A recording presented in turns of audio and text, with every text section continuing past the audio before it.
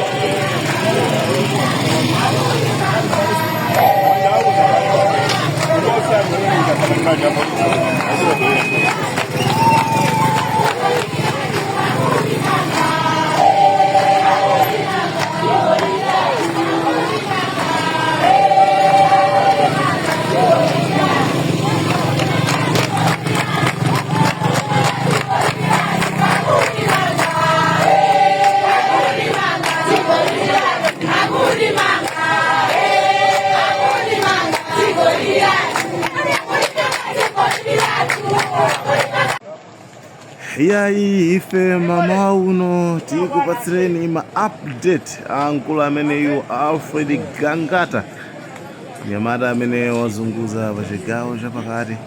Nyamata ameneyu ndithu anamutenga akuti ali ndi certificate imene atayipeza mwachinyengo. Ndiyebe leloli ndithu atakafika ku khoti kumene amayenera kuti akamve kuti mkulu ameneyu walakwa chani. Pachero musaiwala kuti ndi 48 hours apolisi akakumanga, ndiye kuti iwo amayenera kuuze weyo chimene akumangira within 48 hours. Akapanda kutero ndiye kuti amakhala kuti akuphwanyira ufulu wako. Ndiye mkulu amene ndithu anamutenga ndithu kupita naye kumene kuti kumeneku isanakwane 48 hours, komano zapezeka kuti kumene kuja amuuza kuti milanduyi ufunika ipite ku khoti lalikulu ku Lumbadzi kudowa. Ndiyebe pazifukwa zimene sizikudziwika basi ndiye uyo akuwebvayo akunyamuka ndithu kupita kumenekoko amupanga transfer akuti milandu yake akamvere kuti kumenekoko ndiye sitikudziwa kuti chifukwa chani.